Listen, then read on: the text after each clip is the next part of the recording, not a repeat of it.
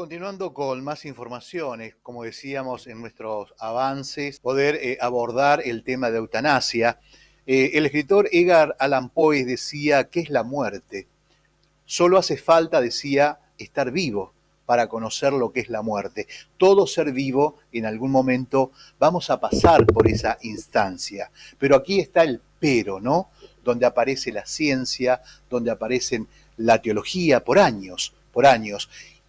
Y nos paramos en lo que tiene que ver con las enfermedades terminales, cuando la persona llega al sufrimiento total, donde la medicina y la ciencia e incluso la teología en muchos de los casos nos dice que ya no hay más nada que hacer, que no hay absolutamente nada que hacer. Se han hecho todo lo que estaba a mano para poder sacar a ese paciente, a esa persona, a ese enfermo adelante. Y lamentablemente no se ha podido, no se ha logrado.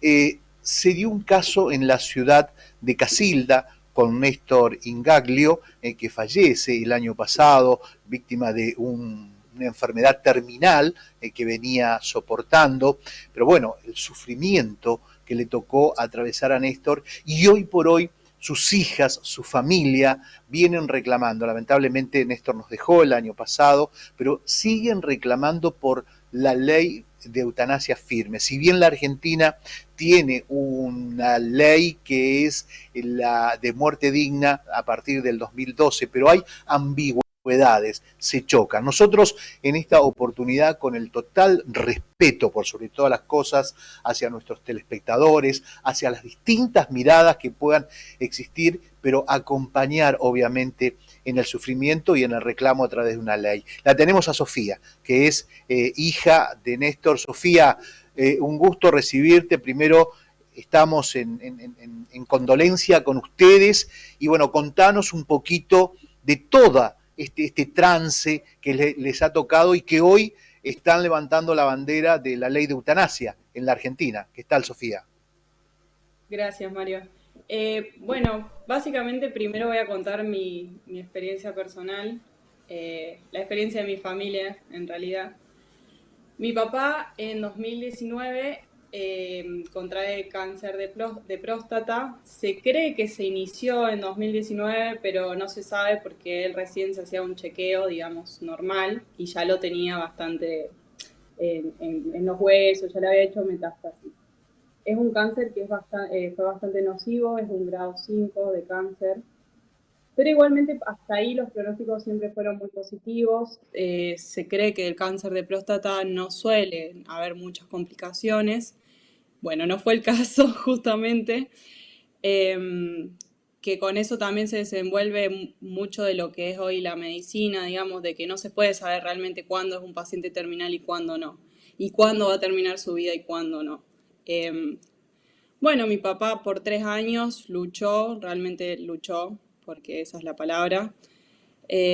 Buscó muchos médicos, no sé si algunos lo entendían, como que no siempre hubo mucha empatía. Eh, y bueno, llegamos a casi el final, que realmente yo estaba en camino a la cabaña que se había construido acá en Potrero Garay. Yo actualmente vivo en Córdoba. Y ahí mi mamá me llama y me dice si lo podíamos internar, si lo podía llevar a papá que lo internen en Rosario. Mi papá tenía todo, lo estaba siguiendo ahí en Rosario, pero ya vivía acá en Potrero Garay, entonces para mí llevarlo a Rosario era mucho, más si él estaba sufriendo. El camino de Potrero a Córdoba, que lo llevé a Córdoba al final, al Sanatorio Allende, fue tremendo. Mi papá ya del dolor ya alucinaba, decía cosas, se dormía, se despertaba. Bueno, esa fue la semana, anterior a la última semana que él estuvo, que lo acompañó mi mamá la última semana y ya nos dijeron, no, ya el cuadro de tu papá, a mi mamá le dijeron, el cuadro de Néstor ya es irreversible. Lo único que vamos a hacer es esperar a que el cuerpo no responda más y si quieren lo podemos internar en terapia intensiva. Mi mamá no accedió a eso porque en terapia intensiva iba a estar solo y en internación común íbamos a poder estar nosotras. Así que bueno, ahí mi papá, sabiendo todo esto, se despidió. em, y realmente hasta ese momento peleó por su vida. En ese momento se despidió y se quiso ir. Perdón. Bueno, Ya, te entendí. ahí empezamos. Gracias. Ahí empezamos lo que fue la semana como más compleja. Fue una semana de 7 días. En realidad, cuando son pacientes terminales, por la muerte, por la ley de muerte digna, Ujú. no pasan de 2 a 5 días. Pero ¿qué nos había pasado a nosotros? Es que nadie se está dando cuenta que lo estaban tratando de mantener con vidas, eh, con la alimentación, con la hidratación, los rescates de morfina, no los sedaban. Mi papá se despertaba y decía, por favor, me quiero morir, me quiero morir, me quiero morir. Y es realmente duro ver sufrir un familiar. Eh, Y, y bueno, ahí mi hermana, la que estudia medicina, junto con mi mamá, pelearon por favor que lo ceden, porque las noches eran insufribles, mi papá se despertaba, quería morir, estaba con mucho dolor.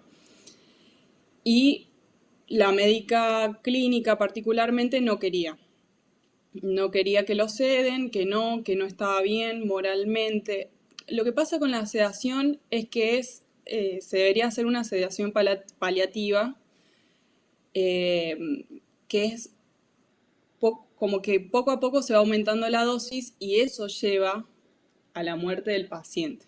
Por eso es que la sedación es un punto que el médico siempre está como no sabiendo qué hacer con eso. Pero bueno, en ese momento nosotros lo estábamos pidiendo por favor, mi papá lo estaba pidiendo por favor y no hubo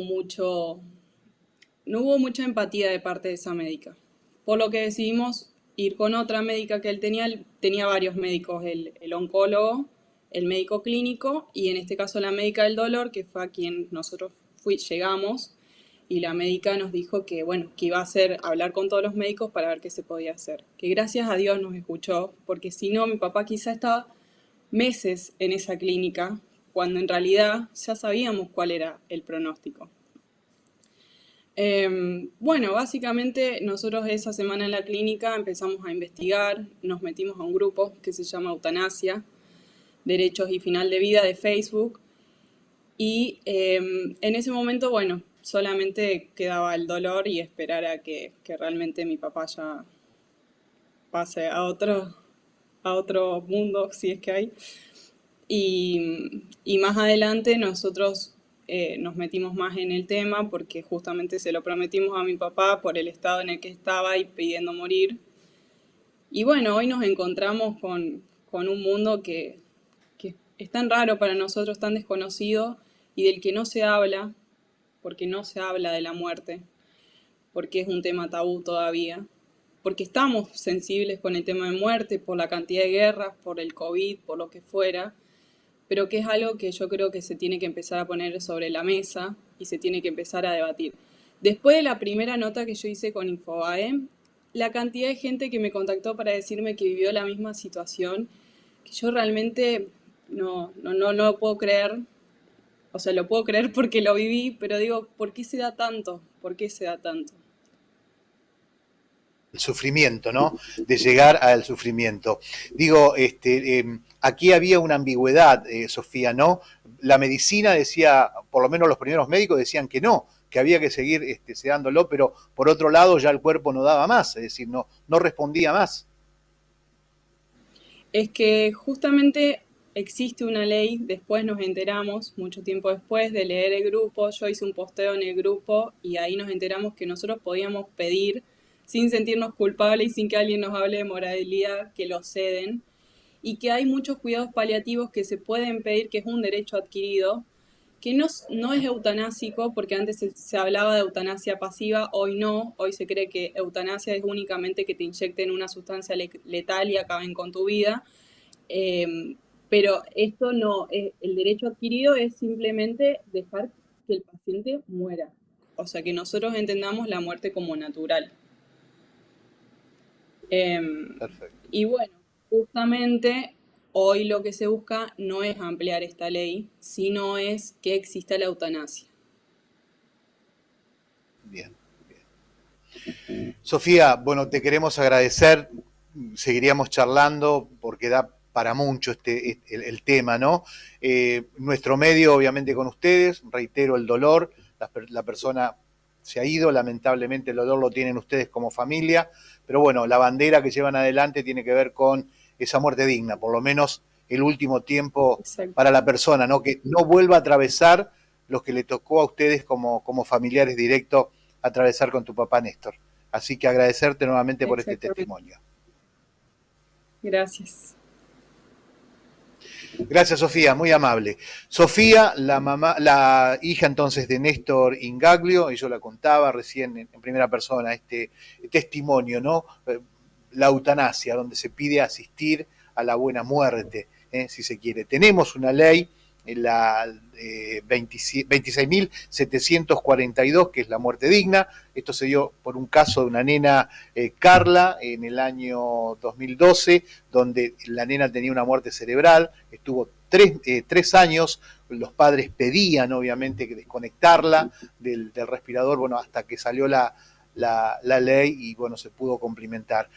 Bien, como decía, visibilizarla y esta ley, ¿no? Por lo menos asistir a la persona que va atravesando las enfermedades ya donde no hay más nada que hacer. Este testimonio tiene que ver con la ciudad de Casilda. Néstor residía ahí, después se fue a vivir a Córdoba, como lo contaba su hija. Recién veíamos la foto también allí de Néstor Ingaglio y sus hijas pidiendo por la ley de eutanasia en la República Argentina.